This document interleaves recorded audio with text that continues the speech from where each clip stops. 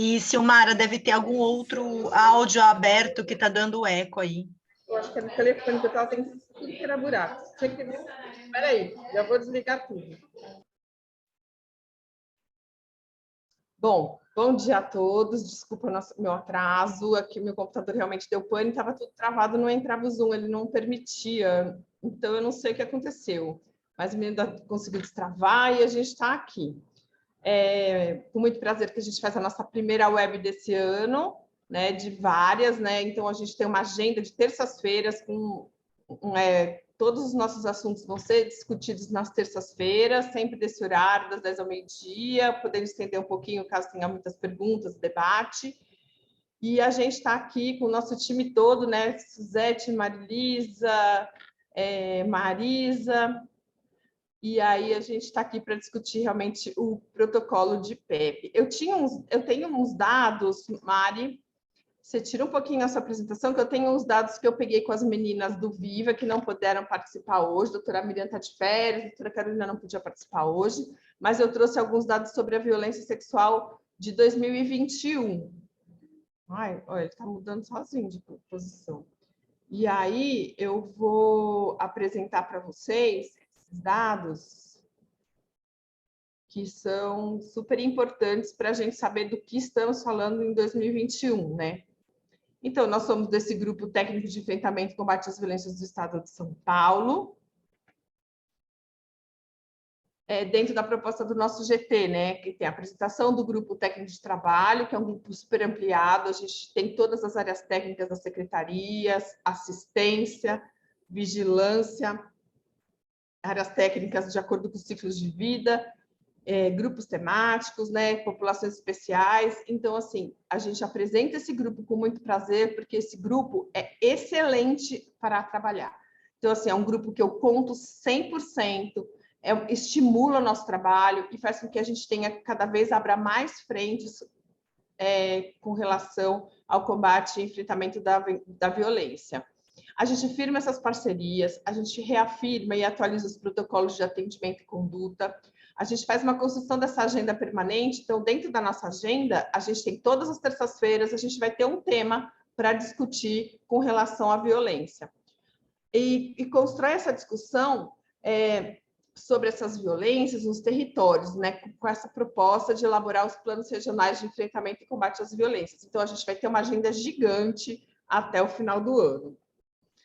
Dentro de todas as ferramentas de planejamento, nós fazemos parte de todas essas ferramentas, né? Tanto do Plano Estadual de Saúde, da qual a gente constrói ações para que a gente consiga cumprir até o final do quadriênio, o PPA, que a gente não tem uma verba específica, no entanto, nossa verba está embutida em todas as outras verbas das áreas temáticas, e os Objetivos de Desenvolvimento Sustentável, das quais a gente consegue permear por seis objetivos. Então, a gente vê que a violência ela acaba sendo um tema horizontal. Dentro desses objetivos também, a gente abre frente a todos esses temas, né? Hoje nós vamos discutir a violência sexual, mas a gente discute violência doméstica no projeto Fênix e no projeto de vida, violência contra crianças e adolescentes no projeto escolar, na saúde na escola, combate ao trabalho infantil, violência contra os idosos, violência contra as pessoas com deficiência. Doutora, o slide não está passando. Não está? Não, parou na primeira página e está no modo slide, não na apresentação. Espera só um minuto.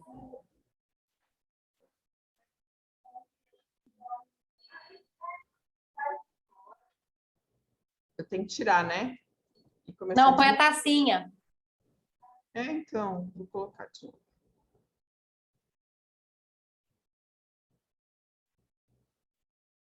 Foi agora? Sim. Tem objetivo? Isso. Tá. Então, assim, a gente vai discutir a violência sexual, a violência doméstica, né, em todos esses aspectos que eu falei para vocês, das populações especiais, as populações vulneráveis, a violência contra o LGBTQIA+, violência contra as famílias desaparecidas, que nós já estamos fazendo os atendimentos às famílias, já conseguimos fazer 2 atendimentos, então, assim, as coisas estão progredindo nesse acolhimento, a saúde mental está participando ativamente disso, vai tratar as famílias crônicas, Violência baseada em escolhas, que é o projeto PARE, que está emperrado na Secretaria de Educação, mas a gente vai desemperrar esse ano. De alguma forma, eu vou fazer esse projeto PARE. A violência contra os privados de liberdade, a gente tem que começar a discutir. A violência obstétrica, a gente também tem que começar a discutir. A entrega protegida é um outro tema que a gente vai discutir também com o território, e as masculinidades. Então, a gente tem um rol de discussões que fazem com que a gente realmente faça esse enfrentamento contra a violência. Agora ele não passa. Bom, aí, graças, né, ao Grupo Viva, a gente tem esses dados maravilhosos, fizeram os gráficos para a gente, então assim eu vou estar discutindo com vocês. Em 2021, a gente teve por faixa etária esses números, né? Foram 3.360 violências sexuais, notificações de violência sexual de 0 a 9 anos, 3.583 de 10 a 19 anos, e 20 a 59 anos, 2.674. E, infelizmente, 60 anos ou mais, tivemos a notificação de 106 casos de violência. Aqui a gente fez, além disso, né, uma distinção entre a violência sexual e o estupro. E aí a gente tem esses números de uma forma horrorosa, né? Porque ainda mesmo na pandemia, com tudo restrito, a gente teve esses números absurdos. Então, a gente tem que olhar muito bem para o nosso território para a gente conseguir ver a história, se os protocolos que a Maria Elisa vai apresentar estão sendo executados da forma adequada. Dentro da violência sexual, a gente dividiu, né, a violência sexual, propriamente dita total, e a violência por estupro, e até 72 horas. Então, a gente vê que a gente ainda tem muita coisa que precisa melhorar dentro de todo o acolhimento, da dispensação de medicamento, da realização dos protocolos, da discussão com o território, para a gente ver onde estão os nossos problemas. Nós melhoramos muito, né? Marisa talvez vai falar para a gente um pouquinho de como a gente melhorou em relação à notificação, que a gente vai ter uma web só disso, de notificação versus PEP. Mas a gente precisa melhorar muito e discutir no território cada cantinho. E é isso que eu tinha para falar para vocês. Muito obrigada mais uma vez, mas me desculpem pelo atraso, porque esse computador está totalmente maluco. Muito obrigada. É com você, Mari. Bom dia. Bom dia. Eu vou apresentar agora o protocolo de violência sexual, né? Eu vou falar especificamente sobre a questão das profilaxias pós-exposição, que tem risco à infecção pelo HIV, pelas infecções sexualmente transmissíveis e pelas hepatites virais. Bom, a gente sabe que a violência sexual ele é um grave problema de saúde pública. E ele traz consequências tanto a nível de saúde sexual, saúde reprodutiva, saúde mental e saúde física. Então, o ideal é a gente fazer a promoção e a prevenção da violência, porém, a partir do momento que essa violência aconteceu, é importante que a gente cuide dessa pessoa, né? Devido a todas as consequências que a violência pode causar. Então, uma pessoa que sofre uma violência, o que é importante? Primeiro, ela tem que procurar o serviço de saúde o mais rápido possível. A profilaxia do HIV, ela pode ser realizada em até 72 horas, mas preferencialmente nas primeiras horas, né? Nós sabemos que quando a profilaxia é realizada nas primeiras horas, ela é muito mais eficaz, né? E é importante a gente orientar essa vítima a não tomar banho, não comer, nem trocar de roupa. Por quê? Tanto a questão das roupas, né? Como se você colher material, às vezes, em boca, né? Ou mesmo na pele, você pode, né, ser usado isso depois, né? Para identificação desse agressor. Todos os profissionais de saúde têm responsabilidade nesse cuidar das pessoas vítimas de violência sexual. Né? E é importante o quê? Que o serviço faça um bom acolhimento. Que essa vítima, ela seja, na classificação de risco, ela seja vermelha ou laranja. Né? Por quê? Você não pode deixar essa pessoa esperando muito tempo. E o atendimento, preferencialmente, multidisciplinar. Então, quais são os cuidados das vítimas de violência sexual que nós iremos falar, né? Primeiro, a questão do atendimento clínico, laboratorial, psicológico e social imediato. Providências policiais judiciais cabíveis. Só que a gente precisa lembrar que, caso a vítima não tome essas providências, isso não pode ser negado o seu atendimento. Para as mulheres, realizar anticoncepção de emergência. Para todas as vítimas, a profilaxia das ISTs não virais e do HIV. Quando indicado, vacinação imunoglobulina para hepatite B. Realização de testagem rápida para HIV, sífilis, hepatites virais B e C, ou coleta, né, de sorologia, se você não tiver o teste rápido. Teste, se disponível, né, pode-se fazer teste de inversão da clamídia e da gonorreia. E é importante o quê? Que a gente tenha uma referência, após o primeiro atendimento de urgência, que a gente tenha uma referência para que essa vítima faça o acompanhamento com seguimento sorológico após os 30 dias. E esse acompanhamento, tanto acompanhamento clínico, laboratorial, psicológico e social, quando indicado. Então, vamos falar primeiramente sobre a profilaxia pós-exposição do HIV.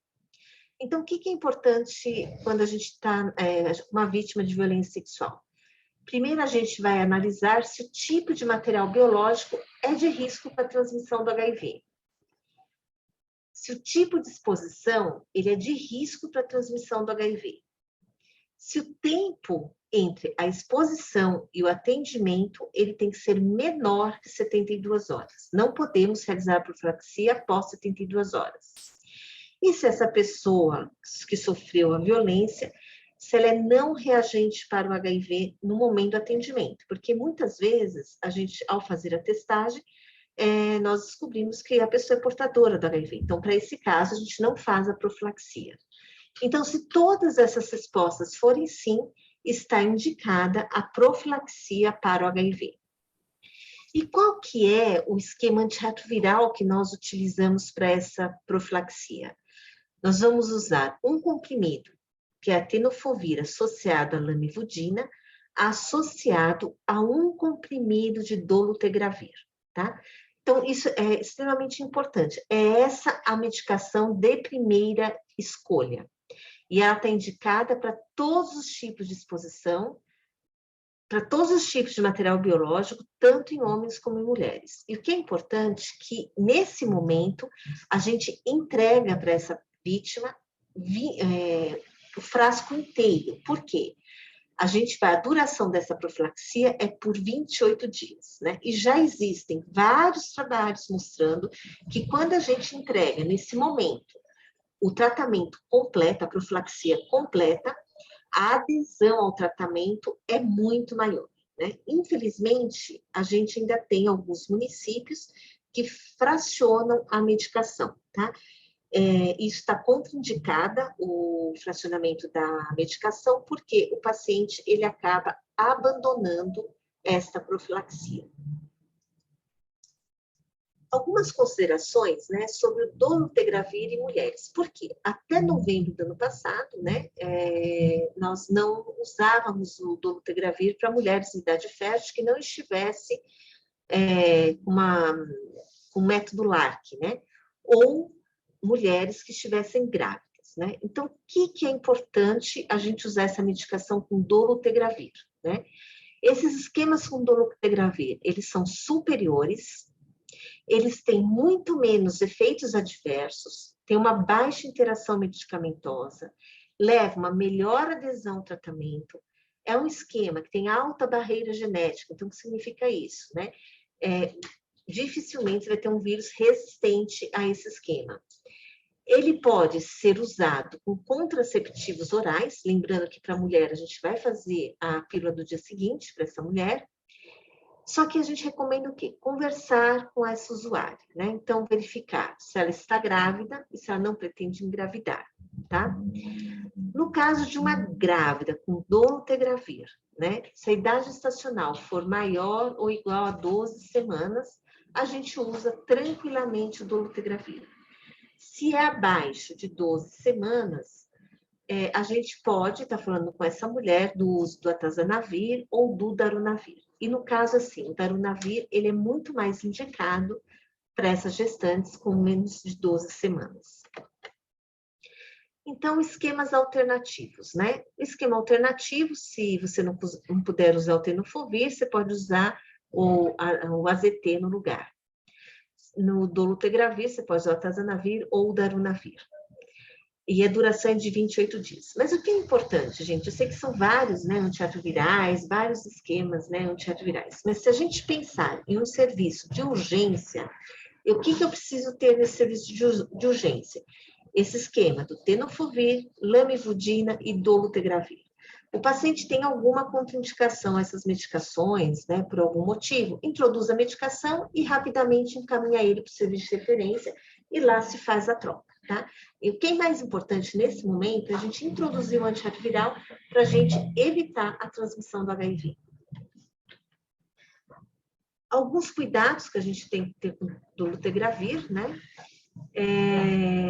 Ele é um esquema preferencial, se a pessoa estiver usando a rifampicina, a carbamazepina, a fenitoína e fenobarbital. No caso, estiver usando isso, a gente só vai dobrar a dose para um comprimido de 12 em 12 horas, tá? Quando que a gente não deve usar o dolutegravir? Né? Se a pessoa fizer uso da dofetilida e da psicaindina, né? E nesses casos, a gente usa o raltegravir. A gente sabe que o dolutegravir, ele pode aumentar a concentração plasmática da metformina, então a gente precisa ter uma atenção aos pacientes com diabetes.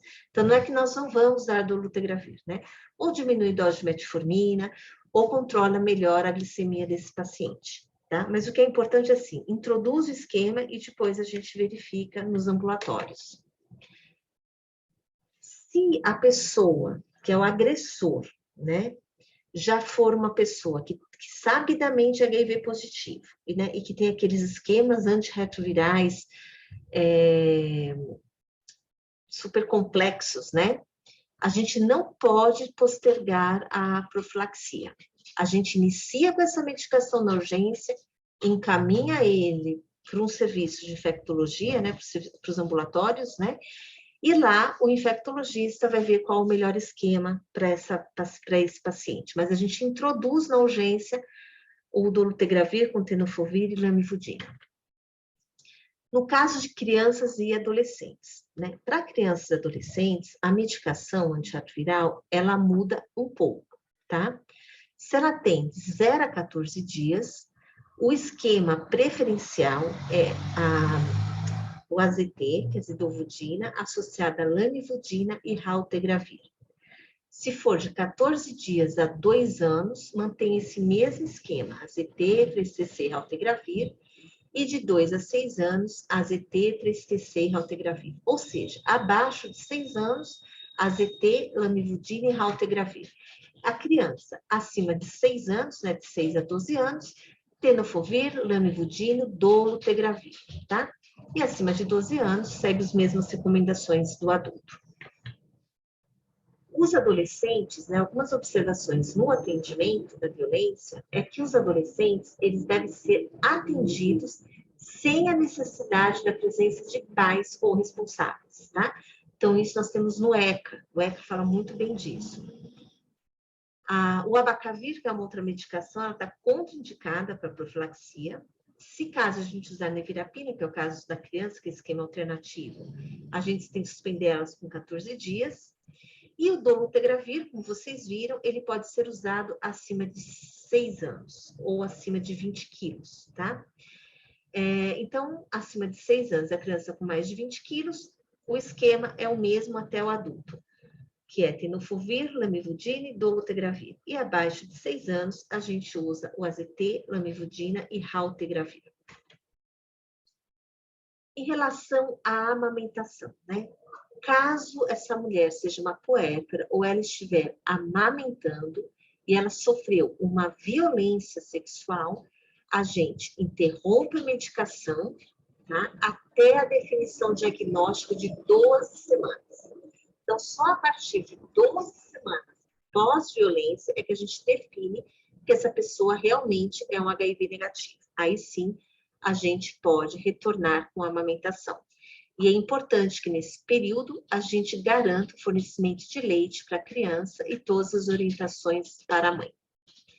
Se por acaso a mãe sofreu uma violência sexual, tá? E ela amamentou essa criança, né? O que a gente faz? Interrompe a medicação e essa criança, a gente colhe uma carga viral para ela e inicia a profilaxia pós-exposição em até 72 horas e, simultaneamente, a gente faz a investigação da mãe e da criança. Infelizmente, como eu falei no começo, alguns estudos mostram baixas proporções de pessoas que completam a profilaxia por 28 dias, principalmente em adolescentes que sofreram violência sexual, tá? Então, por isso que é importante, para a gente melhorar, né, essa adesão, é importante a dispensação da profilaxia por 28 dias sempre. Então, não é mais para fracionar medicação. A gente informar para a paciente sobre o que é essa profilaxia, para que ela serve, essa profilaxia, e principalmente quais são os possíveis eventos adversos, que são poucos eventos, né? E que ela tem que ter um suporte, caso tenha, procurar algum serviço, né, de referência ambulatorial. O que a gente pode fazer para melhorar essa adesão? Mensagens pelo celular, uso de aplicativos, alarmes diários, porta-pílulas, tabelas, mapas de doses, ligações telefônicas. Então, é importante a gente trabalhar também com essa paciente uma melhor adesão à medicação. E como que a gente faz esse acompanhamento clínico laboratorial, né?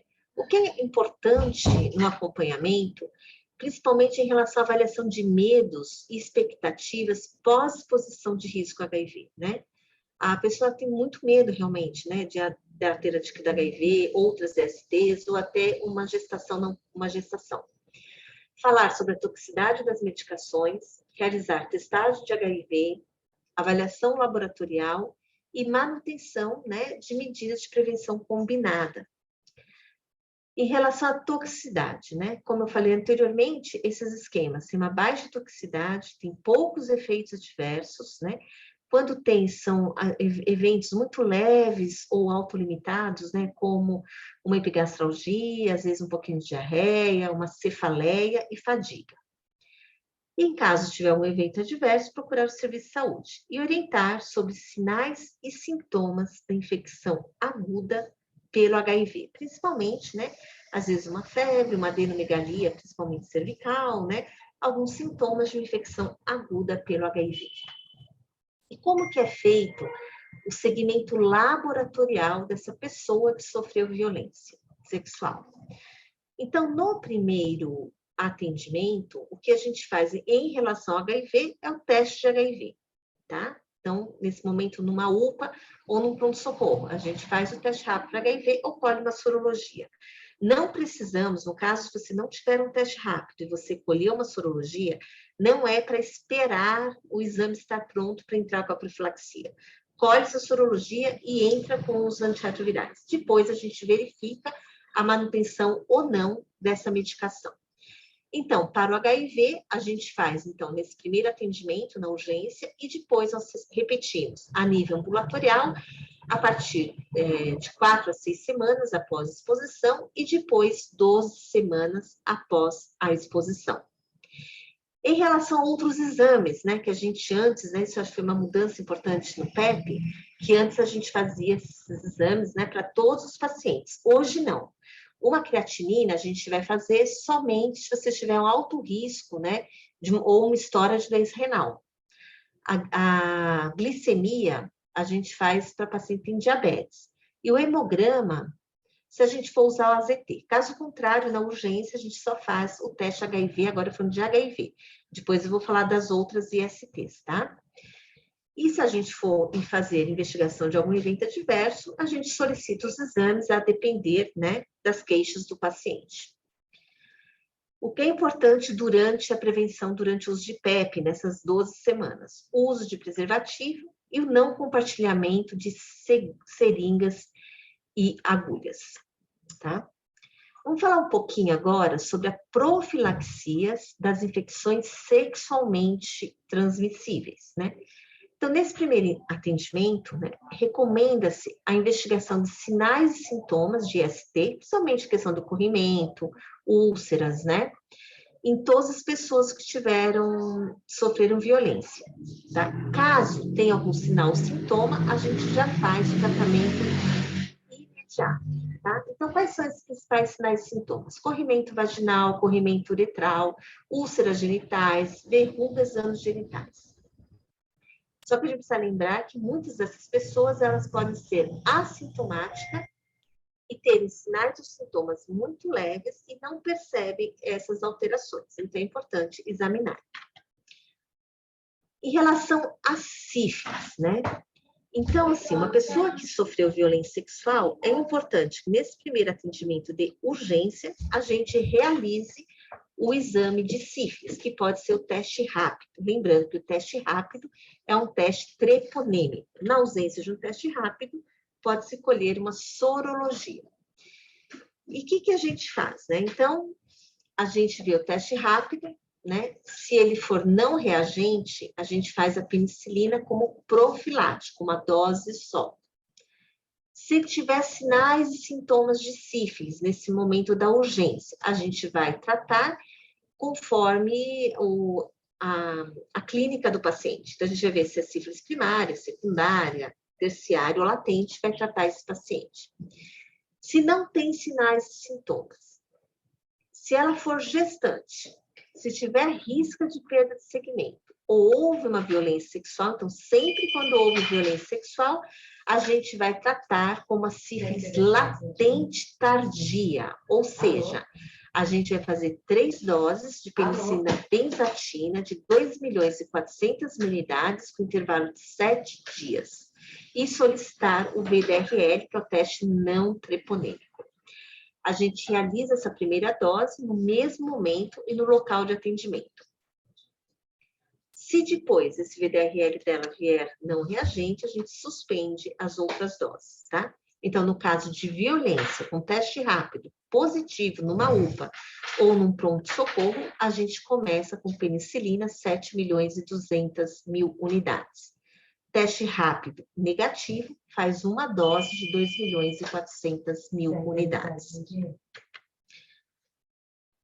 Em relação ao segmento, né, dos testes diagnósticos para IST. Então, numa UPA, numa urgência, que a gente faz o teste rápido para sífilis. Vamos fazer gonorreia e clamídia numa UPA ou num PS? Não, a gente não faz o teste rápido, o teste não, PCR seria, né, para Neisseria gonorreia ou para clamídia trachomatis, tá? Mas o que é importante em relação a essas outras ISTs, né? É a gente fazer essa testagem se disponível no primeiro atendimento e depois de 4 a 6 semanas pós-exposição. Então, a gente vai investigar, né, sempre a presença de sinais e sintomas dessas ISTs, tanto no primeiro atendimento como 4 a 6 semanas após, mas isso a nível ambulatorial, tá? Quais são as medicações que nós iremos fazer, né, para prevenção das ISTs? Para prevenir sífilis, penicilina, G-benzatina. Então, se o teste rápido dela para sífilis for negativo, a gente faz 2.400.000 unidades. Se o teste rápido dela for positivo, 7.200.000 unidades. Para crianças e adolescentes com menos de 45 quilos, a gente usa 50.000 unidades intramuscular, dose única. Infecção por Neisseria gonorreia e clamídia trachomatis. A gente vai usar a ceftriaxona, 500 miligramas, associado à azitromicina, 1 grama, dose única. Se for criança ou adolescentes com menos de 45 quilos, a ceftriaxona de 125 miligramas e a azitromicina, 20 miligramas por quilo. E para tricomoníase nas mulheres, a gente vai usar o metronidazol, 2 gramas via oral, dose única, e para as crianças, 15 miligramas por quilo por dia em 3 doses. 27. Em relação ao HPV, que é uma outra doença, a gente precisa orientar todas as pessoas expostas sexualmente sobre as medidas de prevenção do HPV, né? A gente sabe que o período de latência, né, e os fatores associados à apresentação HPV ou não, depende muito de cada pessoa, né? Portanto, podendo esse período de latência levar anos, né, ou aparecer mais rapidamente. O que é importante para as mulheres? A gente orientar a periodicidade do Papa Nicolau. Então, quando a nível ambulatorial essa mulher sofreu violência, é importante que a gente, a nível ambulatorial, a gente realize o Papa Nicolau. Uma outra questão é a vacinação do HPV, que são 2 doses, com intervalo de 6 meses para meninos, né, e para as meninas, né, de 9 a 14 anos. Para pessoas vivendo com HIV, pessoas transplantadas de órgãos sólidos, ou medula, ou pacientes oncológicos, a vacina pelo PNI, você aumenta ela, né? Em homens chegando de 9 a 45 anos, desculpa, em mulheres podendo chegar a 45 anos, de 9 a 45 anos, e a diferença é que nesse esquema você vai fazer com 0, 2 e 6 meses. E se durante o atendimento ambulatorial for feito um diagnóstico clínico de HPV, a gente referencia para o serviço, atenção básica, ou para o serviço realizar o acompanhamento clínico desse paciente. Hepatite A. É importante que a gente avalie todo paciente que sofreu uma violência sexual para hepatite A, porque esse paciente pode eventualmente fazer um episódio de infecção aguda pelo vírus hepatite A. Tá? Por quê? O vírus hepatite A, a transmissão pode ser fecal-oral. E numa violência sexual, pode se transmitir a hepatite A. Então, a nível ambulatorial, né, se possível, a gente verifica a suscetibilidade do paciente. Então, faz uma sorologia para hepatite A, IgG e IgM. Se o IgG for reagente, mostra que a pessoa já está imune, né? É uma pessoa exposta, imune. Se o IgG for negativo, não reagente, a gente tem que observar a indicação da vacinação, né, de pessoas expostas pelo CRI. A gente sabe que essa vacina é eficaz 97,6% em menores de 40 anos. E ela deve ser administrada dentro de 2 semanas após a exposição, até 2 semanas. Agora, se o HVA IgM ele for reagente, significa que a pessoa está fazendo um episódio agudo da infecção pelo vírus da hepatite A. Em relação à hepatite B, é recomendada a realização de testagem para hepatite B, se possível, da pessoa exposta, se possível, da pessoa fonte, que às vezes está presente. E está recomendado imunizar todas as pessoas expostas não previamente vacinadas ou que não tenham documentação de vacinação prévia e sem indícios, né, de ter uma infecção por hepatite B, independente da idade.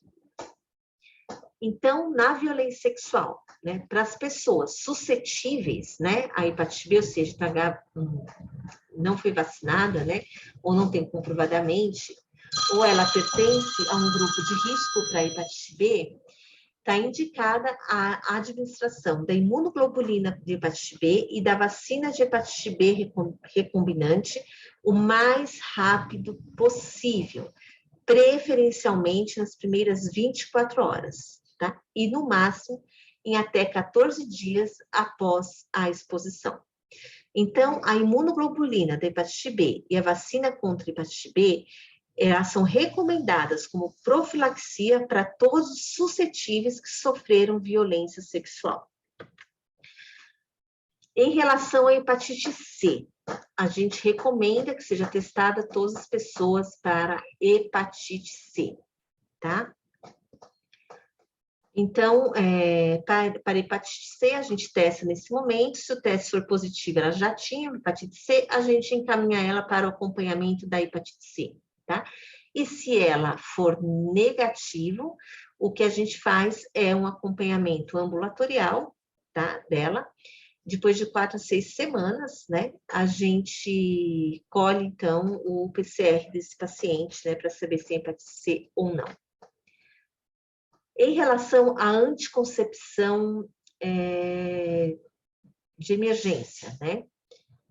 Idealmente, né, que a gente tenha, né, um teste de gravidez numa UPA ou num pronto-socorro, tá? Mas se não tiver esse teste, o que a gente avalia é se ela tem um atraso menstrual ou presença de sinais e sintomas de gravidez, tá? Então é importante a gente estar verificando isso, tá? E no acompanhamento, então no primeiro atendimento a gente vê realmente se ela tem atraso menstrual, sinais e sintomas de gravidez, e depois de 4 a 6 semanas do acompanhamento, também temos que ver se ela tem, se o primeiro teste foi negativo, se ele não foi realizado, se tem atraso menstrual, e investiga uma possível gestação. O que a gente faz, então, no primeiro atendimento, tá? A gente vai fazer, que é conhecida como pílula do dia seguinte, a primeira opção, a gente faz 0,75 miligramas, né, que tem uma cartela com 2 comprimidos, e 1,5 miligramas de levonorgestrel, que é 1 comprimido, né? Então, a primeira opção, então, é esse 1 comprimido de 1,5 miligramas, ou 2 comprimidos de 0,75, dose única, até 5 dias após a relação sexual.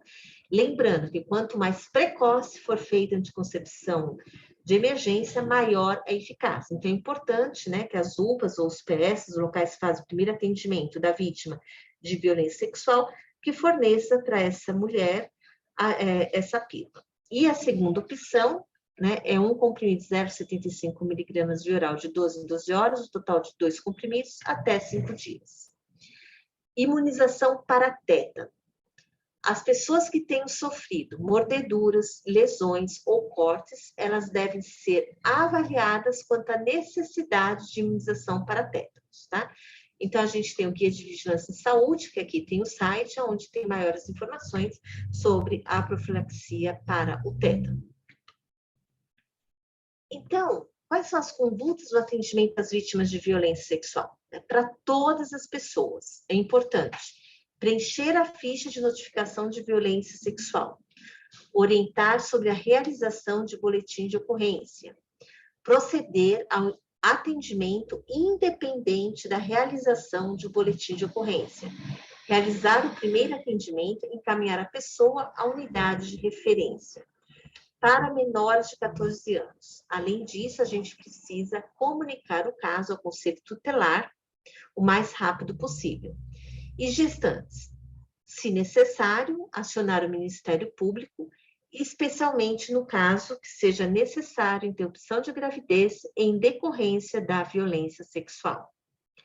Então, como eu falei anteriormente, então só recapitulando, é importante o quê? A gente fazer um bom acolhimento dessa mulher, não deixar de atender. Se for um serviço que não tenha, ela chegou, por exemplo, unidade básica de saúde, em que a gente não tem as profilaxias, né? O que a gente faz? Encaminha o mais rápido possível para o serviço de referência, né? Ou uma UPA, ou um PS, né? Que seja referência para atendimento das vítimas de violência sexual. Então, sempre a gente vai fazer um atendimento clínico, laboratorial, psicológico e social imediato. É importante a gente fazer a profilaxia do HIV, das ISTs, principalmente da sífilis nesse momento. Se tivermos disponíveis, realizar testagem rápida para HIV, hepatite B, hepatite C, sífilis. Se não tivermos teste rápido disponível, realizar sorologia. O resultado da sorologia, não devemos aguardá-los. Iniciamos as profilaxias. Depois olhamos se mantemos ou não as profilaxias, tá? O que é importante, o que a gente também, após esse primeiro atendimento, realizar o acompanhamento ambulatorial dessas vítimas, né? Tanto acompanhamento clínico, laboratorial, psicológico e social de todas elas, tá?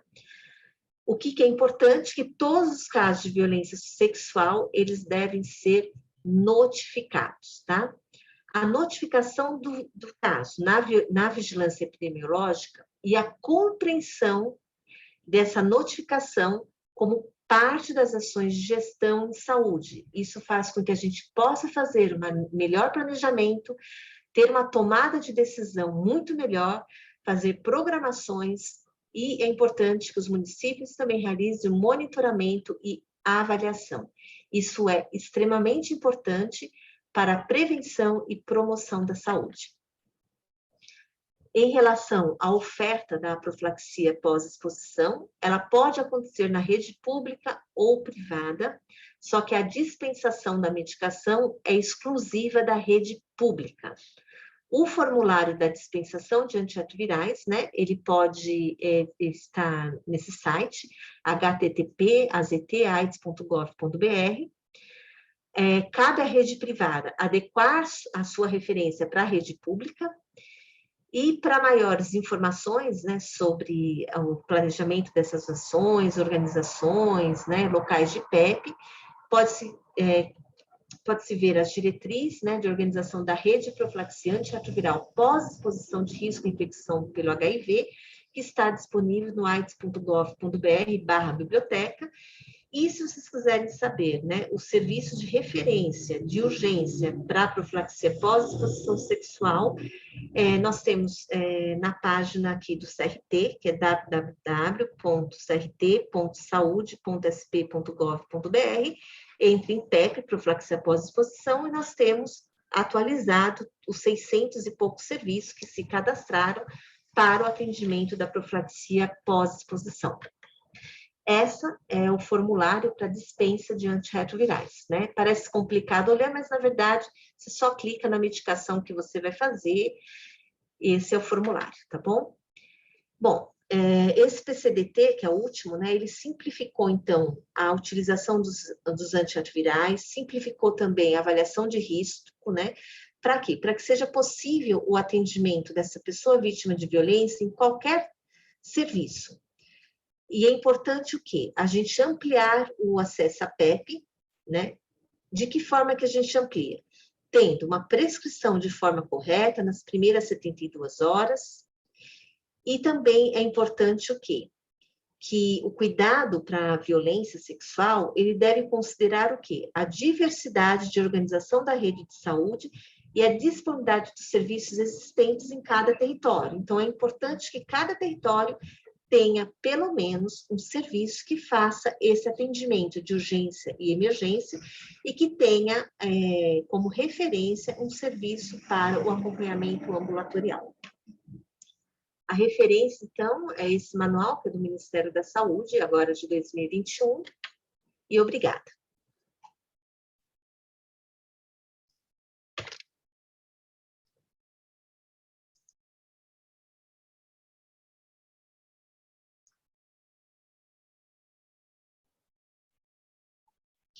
Se alguém quiser fazer alguma pergunta, pode ficar à vontade. Isso que eu ia falar, Mari.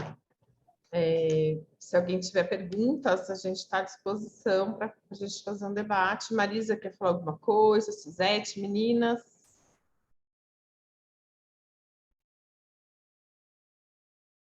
Alguém tem alguma pergunta? Teve alteração no protocolo. Se alguém tiver alguma dúvida, pode tirar agora. A doutora Mari está aqui à disposição. Então, assim, eu sei que é extenso, né, porque a gente está falando de HIV, das ISTs, das hepatites virais, né, mas o que eu acho que é mais importante é que um serviço que faça a urgência, né, que ele garanta para essa paciente a profilaxia, né, os antirretrovirais, que ele garanta para ela, se for mulher, né, a anticoncepção de emergência, e para homens e mulheres, as medicações para IST. E encaminhe essa paciente para um serviço de acompanhamento. E aí é importante o quê? Que a gente não perca essa pessoa, né, do nosso olhar, da nossa rede, né, do nosso olhar, né? Então, se esses serviços de urgência, né, o ideal é que os municípios se organizem para que saibam quem são essas vítimas de violência que tiveram entrada no serviço de urgência e verifiquem se elas chegaram ao ambulatório, né? E só reforçar a questão da medicação, que tem que ser dispensada para os 28 dias. Não cabe fazer mais fracionamento. Então, a gente teve uma discussão numa sala que eu participei, junto à região de Taubaté, e aí as meninas ficaram discutindo a história do monitoramento. Então, assim, é muito importante a dispensação da medicação, como a doutora Mari falou, de 28 dias, porque você garante que a pessoa tenha a medicação consigo.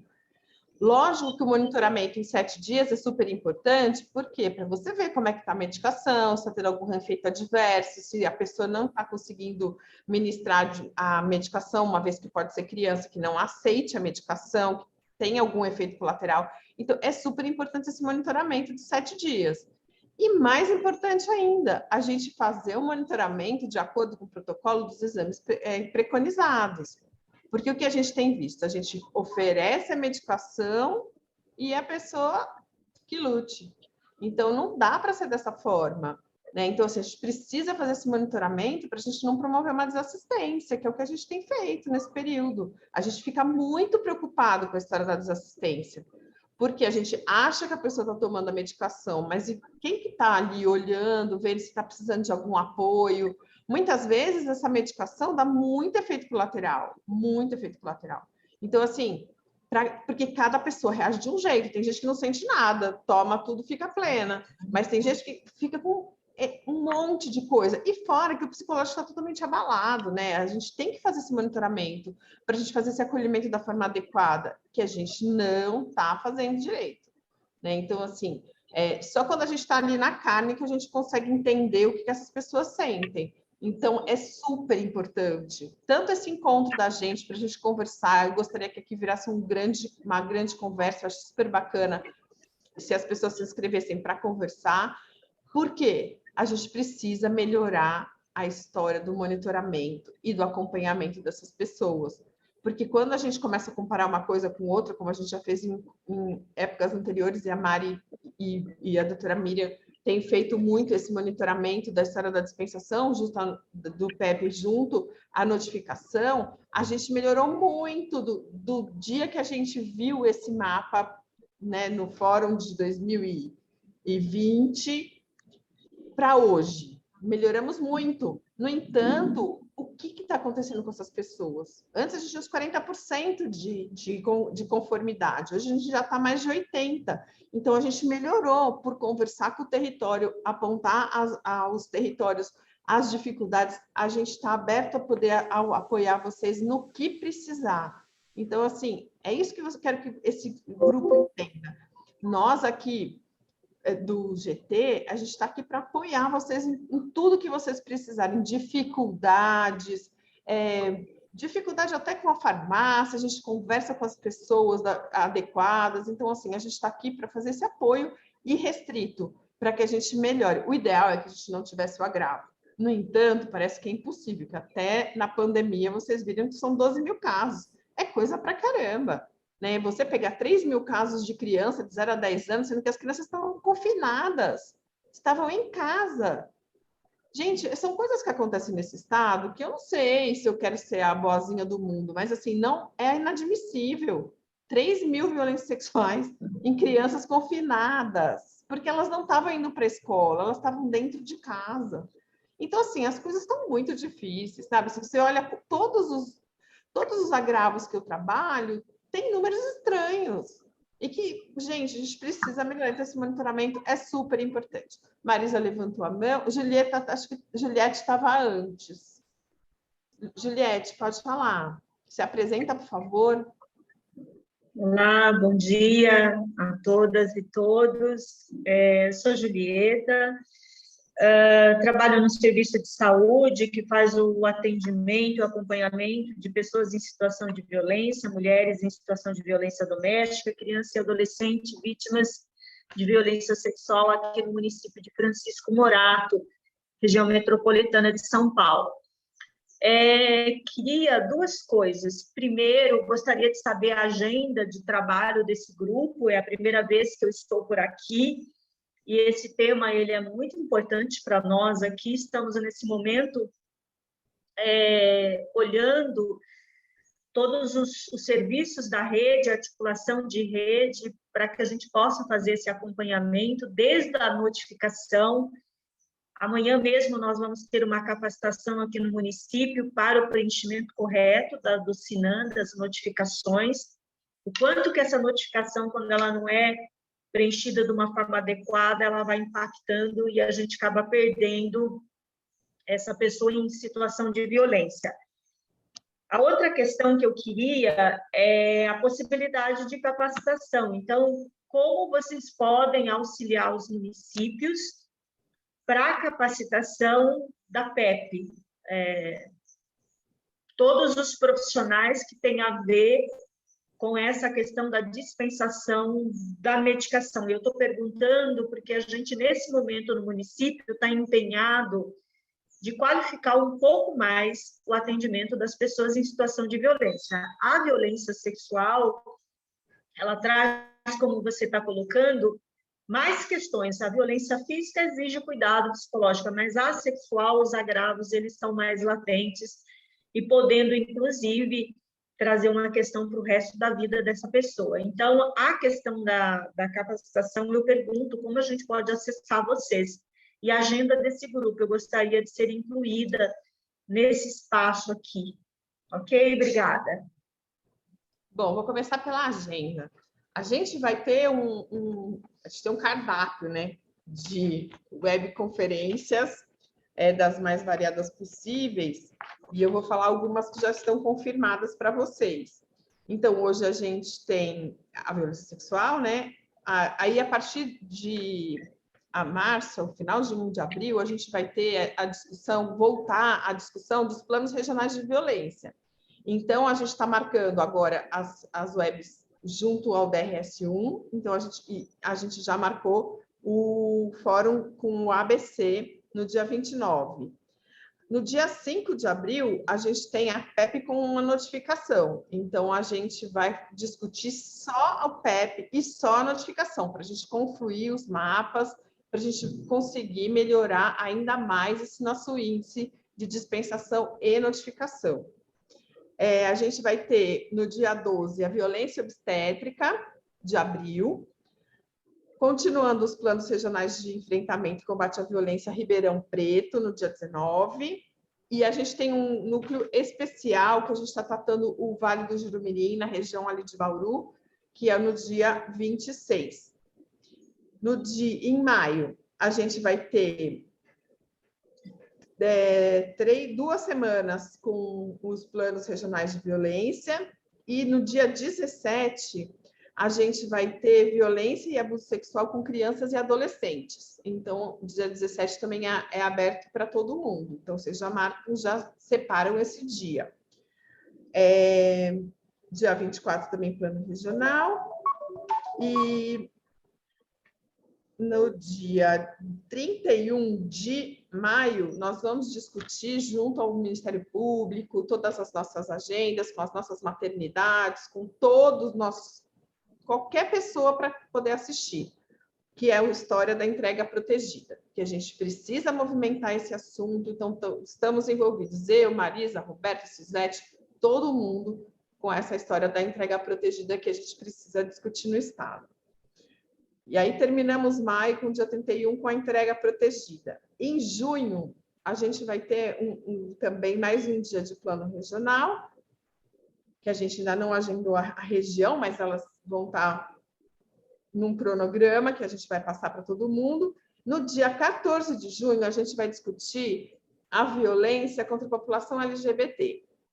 No dia 21, vai ser o 3º fórum contra de violência contra o idoso. E no dia 28, a gente vai juntar a população LGBT e o envelhecimento. Então, a gente vai falar sobre violência contra o idoso LGBT, que a gente já tem uma web parecida em outros tempos, mas agora com dados atualizados e com a discussão ampla para a gente fazer esse monitoramento. Então, essa é a primeira nossa agenda do primeiro semestre, que a gente conta com a participação de todo mundo.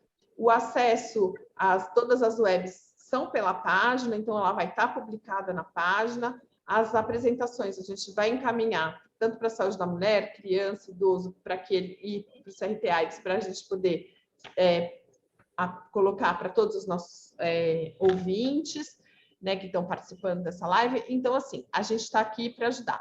Na história da notificação, Julieta, tem uma web nossa publicada na página que você também pode utilizar, que você pode apresentar alguns pedaços, alguns trechos dentro da sua capacitação, porque ali tem o passo a passo, muito didático, muito bacana, feito pela equipe do Viva, tá maravilhosa essa web. Eu acho que dá para você ajudar na história da capacitação de notificação. A Mari pode falar melhor sobre capacitação de protocolos, mas também essas nossas webs ficam à mostra, né? Você pode passar para a sua equipe, a gente pode dar apoio, claro, mas assim, fica para vocês utilizarem do jeito que vocês acharem melhor. Recortando pedaços, falando só com criança, só com adolescente, só com adulto. Eu acho que dá para a gente utilizar esse material amplamente e a gente está exatamente aqui para isso. Mari, quer falar do treinamento? Assim, tem essa aula, tem as outras aulas anteriores também, né, que podem ser usadas, como a Silmara falou, e assim, a gente também pode dar o apoio, né, para essas capacitações, né. Hoje mais via online, né, mas é possível, sim, a gente pensar em capacitações, principalmente da profilaxia. Inclusive, amanhã, o programa estadual aqui, a gente também vai estar falando sobre profilaxia pós-exposição sexual para a rede e vai incluir também a questão da violência junto, né? Então, estamos falando hoje, amanhã de novo. Então, se amanhã alguém quiser, também vai ter esse evento. Marisa, estava com a mãozinha levantada? Sem som, amiga. Oi. Bom, a primeira coisa, assim, tanto a Juliette como a Sandra de Franco da Rocha, né, estão pedindo aí orientações e instruções. Eu acho interessante a RAS 3, acho que a gente ainda não sentou para falar de violência com a RAS 3, né?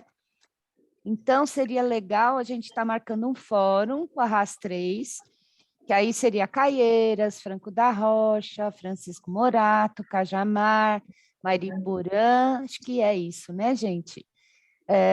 Para sentar com vocês para falar do plano e até para as questões assim, quais serão os hospitais que vão ser ponto de atenção para atendimento às vítimas de violência sexual aguda, como é que a gente pode estar discutindo isso, e outras questões intersetoriais também, que é o que prevê o plano, que a gente faz a proposição aí para a região. E aí, eu acho que o ponto de atenção de vocês seria a vigilância epidemiológica, né? Da RAS 3, né? Mas eu acho que, assim, se vocês puderem, as meninas já estão deixando, e você também, Juliette, se você puder deixar o seu e-mail, a gente contactua vocês e tem os articuladores da região, e eu acho que dá para a gente começar a conversar, sim, ajudar, apoiar vocês aí nessas questões em relação à violência. Agradeço a atenção, acho que faz muito sentido a gente sentar nesse grupinho talvez um pouquinho menor da região para pensar caminhos e conversar mesmo, falar das dificuldades e de repente a experiência de um outro município possa fazer sentido ou a nossa experiência fazer sentido. Porque, de fato, de todas as violências, a violência sexual, ela traz mais complexidade pensando nos agravos. E quando se fala desse monitoramento, a gente percebe que as vítimas, quando estão em uso da profilaxia, de fato, o efeito colateral, ele traz um impacto e, às vezes, quando está em acompanhamento, a mãe, quando é criança, a mãe fala, eu parei de dar porque não estava bem e tal, e aí a gente precisa retomar tudo, porque não tomado o remédio, a profilaxia completa, essa criança, essa pessoa, essa mulher vai estar em risco.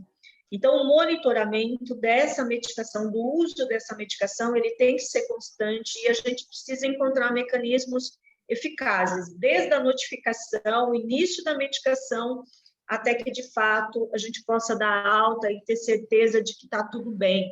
Então, fico feliz com essa proposição sua, de fato, a gente sentar aí num grupinho pequeno aqui, regional, e depois com esse grupo maior. Obrigada. Beleza. Silmara, abre o microfone. A ideia do nosso GT foi exatamente fazer esse registro, né? De você ter um plano regional, com todos os fluxos adequados, porque independente da gente estar ou não, esse fluxo vai ser publicado. Então, muda a gestão, muda as pessoas, mas é obrigação da equipe que assumir fazer dessa forma, porque foi aprovado. Então, assim, a gente tem essa pretensão, né, de ter todos os planos até o final do ano escritos e a gente conseguir validá-los, porque a gente vai aprender realmente o que tem que ser feito com o plano em vigor, né? Então, assim, a gente tem muita coisa que acontece, mas é tudo baseado em pessoas, baseado em mim, na Marisa, na Suzete, na Marilisa. Só que não, a gente tem que ter a instituição institucionalizada no território, porque a gente não é eterno, a gente não vive aqui a vida toda. Então, assim, a gente precisa que isso seja sedimentado. Então, assim, a gente está fazendo isso no DRS1, porque é um DRS gigante, né, em matéria de população, em matéria de municípios, e a gente já percorreu 15 territórios, faltam 2, o DRS1 e Ribeirão Preto já estava mais arrumadinho, então a gente nem se preocupa tanto. A gente conhece a realidade da Grande São Paulo, as dificuldades, o delivery para o Pérola Byton, que a gente quer acabar com essa conversa, né? Não é que não pode levar para o Pérola Byton, pode.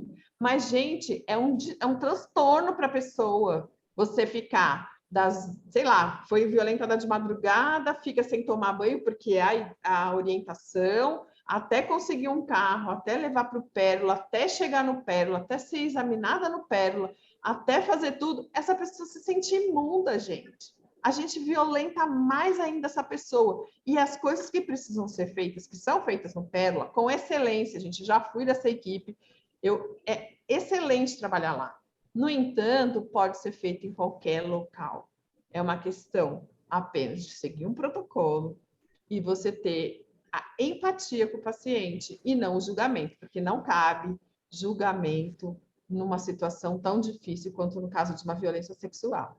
Né? Então, assim, a identificação desses pacientes, a identificação das crianças, a gente tem todo um movimento que a gente está fazendo com relação até à própria notificação, né? Comunicação ao Conselho Tutelar, a gente está finalizando a comunicação para a segurança pública. Então, assim, a gente está tentando aprimorar todos os fluxos de trabalho para que a gente consiga um sofrimento menor para essa população. Agora, a gente promover esse sofrimento institucional é um crime, gente. É um crime. E coisas que a gente pode fazer no lugar mais simples do mundo, né? Viu a doutora Marilisa falando? A dispensação de medicamento ela é um protocolo, você não precisa ficar raciocinando.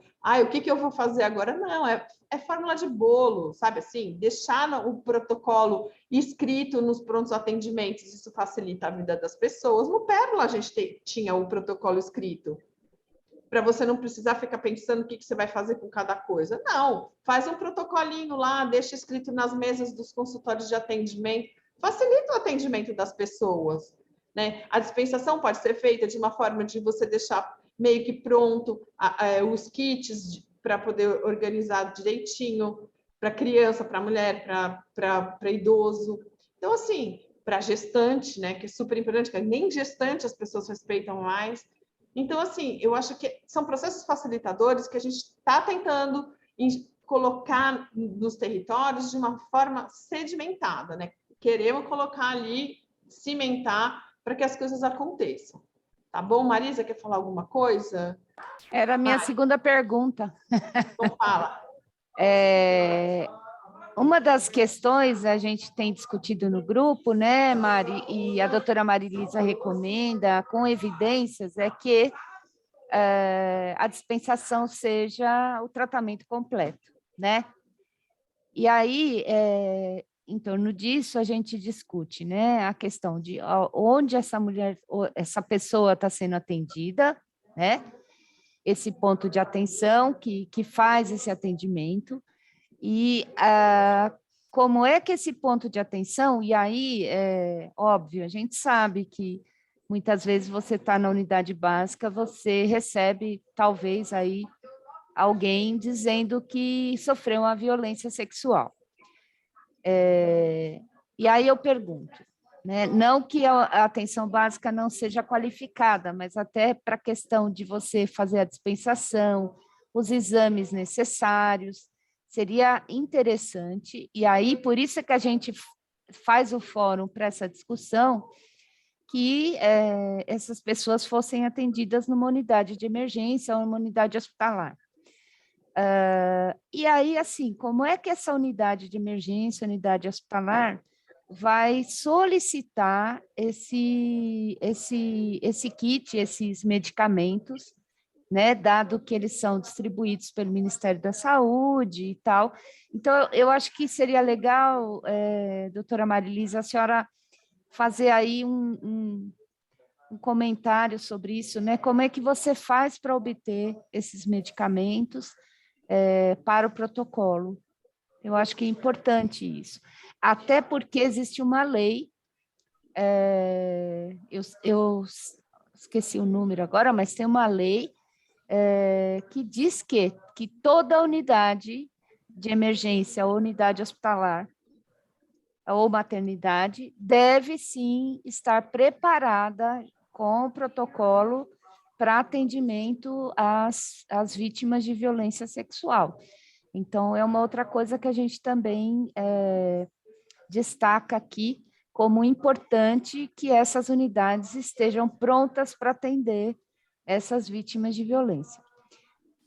Que, quando a gente vai olhar, ok, a gente, no montante para o Estado, teve um número relevante, mas quando às vezes a gente olha por território, não é um número, assim, as pessoas acham, né, têm a impressão de que, putz, eu vou atender 10 por dia. Não é isso que acontece. Por isso que a gente precisa se qualificar, né? E, às vezes, para acompanhar, para fazer essa vigilância em saúde desses indivíduos, também não é difícil, quer dizer, você vai acompanhar o quê? 5 casos no mês, se muito, dependendo do território. Então, eu acho que é esse tipo de discussão que a gente tem que ter para que a gente possa entender que isso não vai mudar a sua vida profissional no sentido de vou ter mais trabalho, né? E a importância de você estar fazendo esse acompanhamento. Mari, você quer falar um pouquinho da obtenção? Acho que a Marisa traz uma discussão que é de extrema importância, né? Mesmo porque, assim, essa vítima de violência sexual, ela está na unidade. Então, a partir do momento que ela está na unidade, a gente tem que fazer o melhor possível para esse paciente, né? Em relação às medicações antirretrovirais, né? Então, como eu coloquei na aula, ele, primeiro assim, só pode ser dispensada por serviço público. Então, essa é a primeira questão. A segunda o município, né, a assistência farmacêutica do município, ela entra em contato com o CRT, aqui que é o Programa Estadual de AIDS, da Secretaria, e você consegue que esse serviço passe a ser ou uma unidade dispensadora de medicação ou uma unidade que dispensa medicação de emergência, tá? Que é a URI ou UDN. Então, faz o cadastro, a partir do momento do cadastro, o programa estadual envia esses antirretrovirais, né? Não é muito burocrático isso, é simples. O que vai precisar, na verdade, né, é você ter o farmacêutico responsável e um treinamento que chama Ciclon, que é um sistema onde ele vai fazer a solicitação e a dispensa das medicações, tá? Então, é super simples, assim, é só entrar em contato aqui com o programa estadual que a gente fornece a medicação. Eu agora estou sem o e-mail, até vou perguntar qual e-mail que vocês podem entrar em contato direto. Mas, assim, é simples, né? E o que a Marisa traz, assim, é importante, nós fizemos um levantamento agora, uma atualização, então 600 e poucos serviços no estado de São Paulo. Mas quando a gente coloca no mapa do estado, a gente vê que ainda tem regiões que têm carência por uma referência, né, principalmente na urgência, de serviços que atendem a violência, né? Então, é importante vocês olharem para o território de vocês, eu acho que é fazer um mapa mesmo, assim, quais são os serviços, né? Tanto é que quando a Silmara apresentou hoje, né, o número de pessoas que sofreram violência sexual e metade delas chegam em até 72 horas no serviço, isso, o que faz a gente pensar? Primeiro é assim, existe acesso para essas pessoas, né?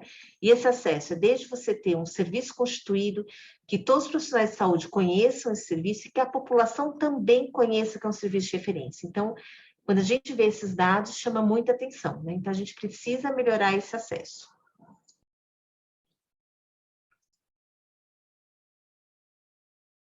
Mais alguém tem alguma pergunta?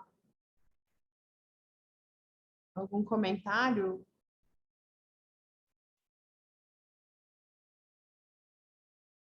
Ninguém? Mari, quer falar mais alguma coisa? Meninas? Roberta? Bom, gente, eu acho que a gente tem que realmente movimentar isso em cada território. A gente está com uma audiência super boa, eu acho que é importante, porque a gente tem gente do estado inteiro, tanto municípios pequenos quanto municípios grandes. Então, a gente precisa movimentar tudo isso, né? Conversar com os profissionais de saúde, porque ainda existe preconceito, existe o pré-conceito, né? O preconceito e o pré-conceito. Então, a gente tem todos os tipos de violência dentro das unidades de saúde, né? Então, assim, a gente tem que conversar muito com as pessoas, porque você conversando, você abre a mente dessas pessoas. E aí você faz o quê? Faz com que ela tenha empatia sobre os casos, né?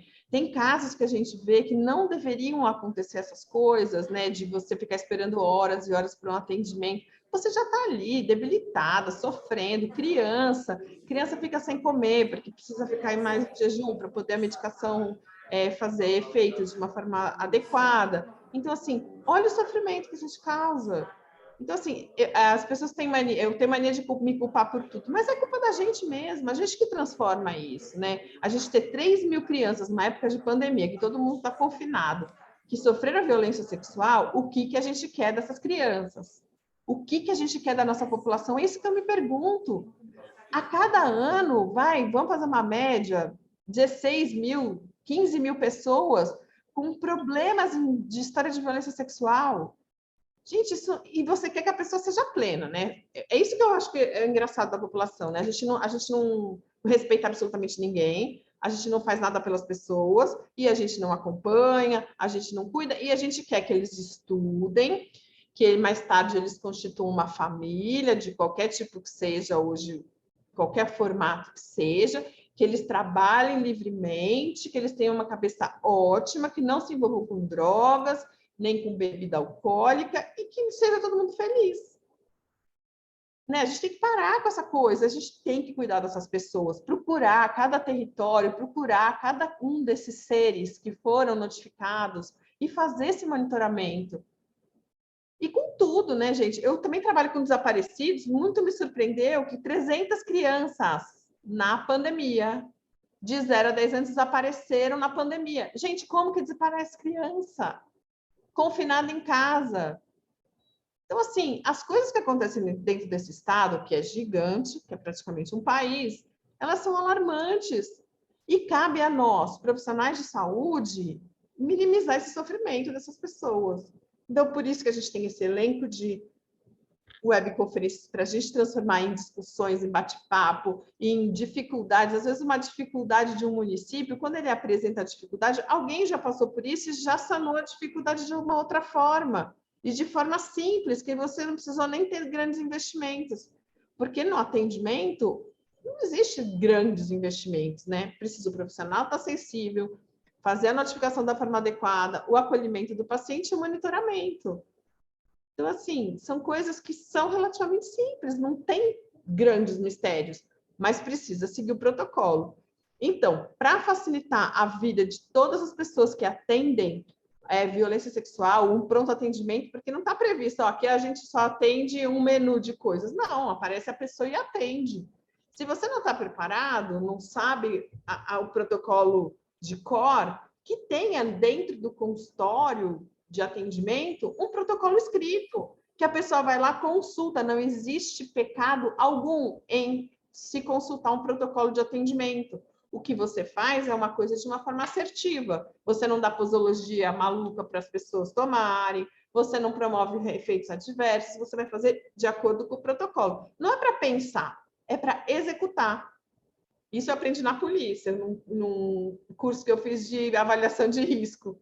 O coronel falava assim, vocês não estão aqui para pensar, é para executar. É para pegar o protocolo e fazer. Não é para pensar. A gente ficava assustado, né? Porque médico, né, tem mania de ficar inventando, né? Não é para inventar, não. É para fazer o que está escrito ali. Deixa impresso no consultório, plastifica para poder durar mais tempo, sabe assim? Faz uma coisa bonitinha. para que fique ali no consultório e a pessoa não fique pensando, ai, agora eu faço o quê? Tá ali bonitinho. Os fluxos de encaminhamentos, deixar claro para as equipes, não é, ó, volta aqui 7 dias que aí a gente vê. Não é. Explicar para o paciente a importância dele vir colher os exames, para a gente poder fazer um controle de uma forma adequada. As pessoas não sabem, gente. É uma judiação. Sabe, elas procuram o pronto-socorro a hora que dá. Às vezes elas fazem um retorno numa hora que não tem ninguém que manja do assunto. Então, assim, a gente tem que orientar essas pessoas de uma forma melhor, porque as pessoas ficam perdidas. Né? Eu não sei quantos de vocês tiveram a experiência de atender vítimas de violência sexual. A gente fica abalado depois que o paciente sai, porque é uma coisa que a gente... Nossa, é muito dolorido, elas contam uma coisa muito dolorida, e ninguém... Olha, eu trabalhei 12 anos no Pérola Byton. Eu não atendi uma pessoa que estava vadiando. Nenhuma. Todas estavam saindo de um endereço certo, indo para um outro endereço certo. A grande maioria no horário de trabalho, de manhã muito cedo, 4, 5 horas da manhã. Então, assim, a gente tem que ter empatia com essas pessoas. E só conversando com as nossas equipes que a gente vai conseguir isso. Então, assim, é super importante a discussão no território, mesmo que você seja um município pequenininho, porque acontece em todos os territórios, infelizmente, né? Tem maluco em todo lugar. Então, assim, a gente precisa preparar nossas equipes. E também pensar num fluxo de acolher quem está atendendo. Porque quem faz o atendimento também precisa de cuidado. Porque não é fácil essa carga de você absorver do paciente toda essa carga negativa e você ter que dar apoio naquele momento. Então, cuidar de quem cuida é uma coisa super importante. Então, precisa colocar dentro dos fluxos de atendimento a discussão de casos, a discussão dos monitoramentos e também o apoio ao profissional de saúde, tanto médicos como enfermeiros, os auxiliares de enfermagem, porque são os que mais conversam com os pacientes, porque eles ficam ali na espera e as pessoas vão conversando para poder meio que distrair, até ter o atendimento adequado. Então, é tudo isso que a gente precisa fazer. E não é difícil, gente. Não é difícil. Dá trabalho para quem está fazendo a gestão desse processo todo? Dá trabalho. Mas é muito gostoso quando você vê que a sua equipe está fortalecida e que os pacientes, apesar do agravo ser muito complicado, eles se sentem confiantes no serviço. Pensar que no município pequenininho, talvez a pessoa não queira o acompanhamento ali para não ser taxada naquele momento. Então, precisa conversar com o município maior. Olha, eu estou com um problema com uma paciente, uma criança, que a mãe não quer que seja atendida aqui, para não ser taxada, para não ser revitimizada. Tem como fazer o atendimento aí no seu serviço, porque a mãe se sente mais confortável? Então, vamos fazer isso, gente. Tem que pensar em tudo isso, em todas as alternativas, plano A, plano B, plano C, para que a gente consiga dar conforto a essas pessoas que sofrem demais, gente. Eu já examinei criança que foi violentada numa creche, criança de 2 anos, o filho da dona da creche violentava todas as crianças. As meninas, ele só manipulava, mas os meninos ele penetrava. A gente não conseguia tirar a fralda para examinar. Então, assim, é muito dolorido. Imagina você examinar 5 crianças, depois você fica acabada. Fica acabada. Porque é muita violência. E você perguntava para elas, como é que o tio faz? As meninas mostravam. Os meninos, você não conseguia nem tirar a fralda. É uma judiação, gente. As mães, e essas mães que trouxeram essas crianças, precisam de um apoio também. A gente também tem que pensar nisso, que não é só apoio para a criança, para a mãe também. Porque você ter um filho que sofreu violência sexual, nunca mais você vai ser a mesma. Né? O seu instinto de matar, ele aumenta muito, porque eu acho que é isso que a mãe vai querer fazer, se descobrir quem é a pessoa. Então, assim, a gente precisa dar todo esse apoio. E não é difícil, gente. É só a gente montar um fluxo adequado. Alguém quer falar mais alguma coisa, menina? Eu, Silmara, então, até assim, complementando o que a doutora Silmara fez as colocações, essa é a proposição do trabalho em rede, né? É óbvio que a unidade que atende a emergência nem sempre pode oferecer todo esse aparato, mas ele precisa conhecer quem dentro do território está oferecendo isso, né? Então, a gente, nas nossas andanças, né, pelas DRS, já descobrimos que tem ONGs, né? Que tem outros serviços, defensoria, procuradoria, o pessoal do Ministério Público, o TJ, principalmente quando você fala de criança, né? Então, tudo isso vamos dizer assim, é uma rede que está ali, que às vezes no teu território ela já existe, só não tem a comunicação, a intersetorialidade que a gente fala, né? E é isso que a gente quer suscitar, para que a gente possa, obviamente, coordenar e que esse cuidado ele seja realmente garantido a essa vítima de violência. Então, a ideia é essa, né? Eu acho que essa de hoje, né, Silmara, a ideia era trazer esse novo PEP com a doutora Marilisa, e aí eu acho que um segundo movimento entre em contatos com o seu GVS, para que eles possam nos ajudar a fazer essa rede, estar junto com a gente também, junto com os articuladores dos territórios, para que a gente possa articular e consolidar essas redes de atenção, tá?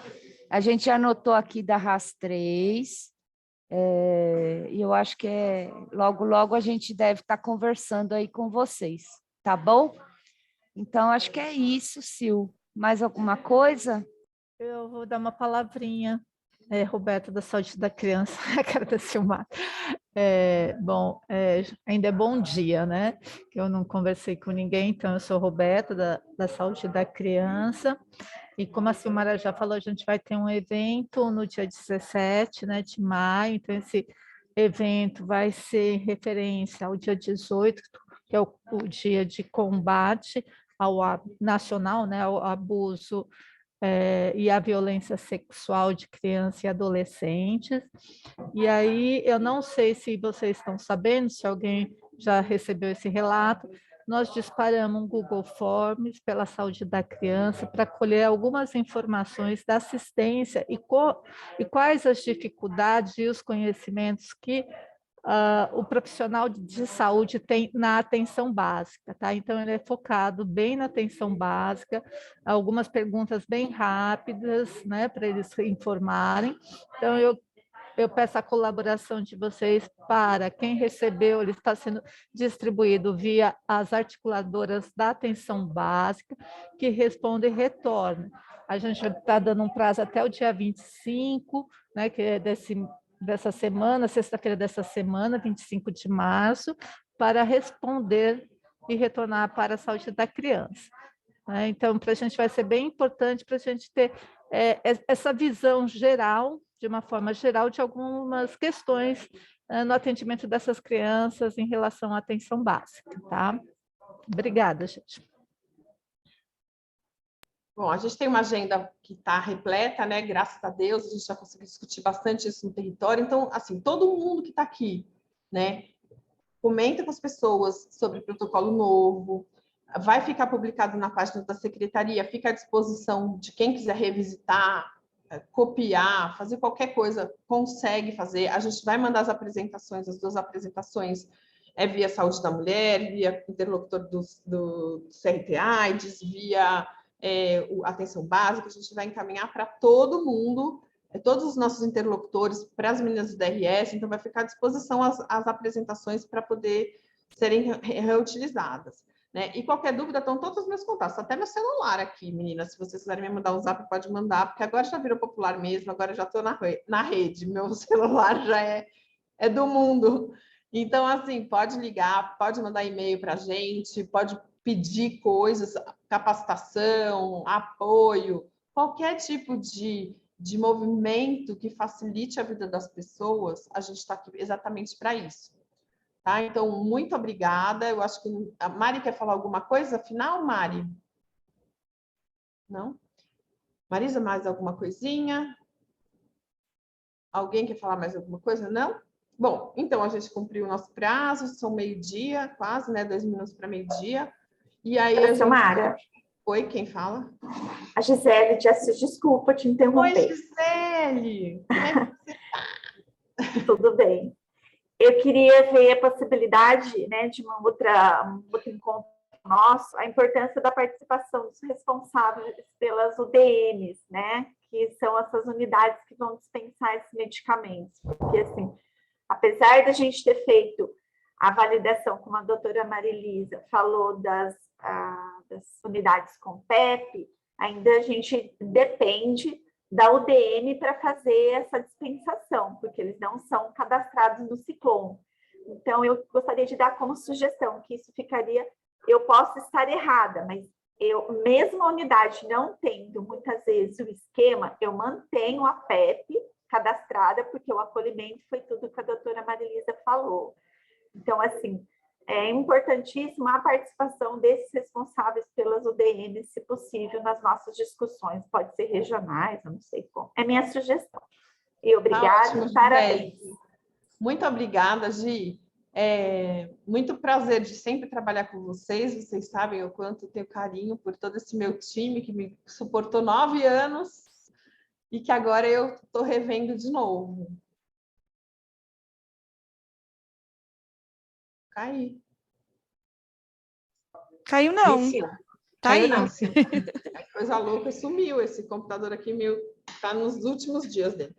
Sil, Então, acho que talvez fosse interessante que a Gisele trouxe até da gente fazer uma reunião específica com as UDMs, né? Para a questão dos fluxos, tudo. Acho que é bem interessante. Deixar para final de abril, maio. isso, a gente programa numa das datas que a gente ainda não tem, e aí a gente chama todos os times para as pessoas entenderem. Exatamente. Porque muitas vezes o que acontece é a falta de comunicação dentro do próprio município. Exatamente. A gente já teve um município que não fez a medicação porque a pessoa não tinha chave. Né? Então, assim, não ter a chave, né? E infelizmente essas coisas acontecem quando eu estou regulando o caso, aí vira um perereco, né? Aí pronto, já pus fogo no parquinho.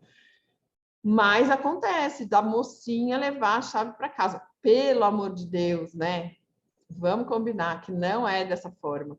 Então, assim, a gente vai fazer sim, Gi, obrigada pela dica, e cada um que tiver uma opinião, que tiver uma ideia, que tiver uma proposta, manda para a gente, que a gente ou resolve, ou a melhora, ou a gente ajuda, ou a gente bagunça tanto que a pessoa faz só para se livrar da gente. Tem gente que é assim, né? Se livra. Então, assim, a gente está nessa proposta, tá bom?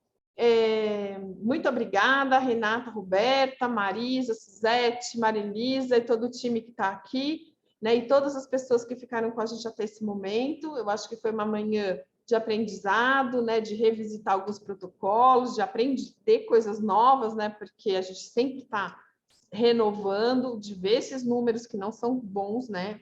São organizados, mas não são bons esses números, né? Você ter mais de 12 mil pessoas violentadas dentro de uma pandemia, onde todo mundo está confinado em casa, senhor, né? Então, a gente está aqui para apoiar vocês.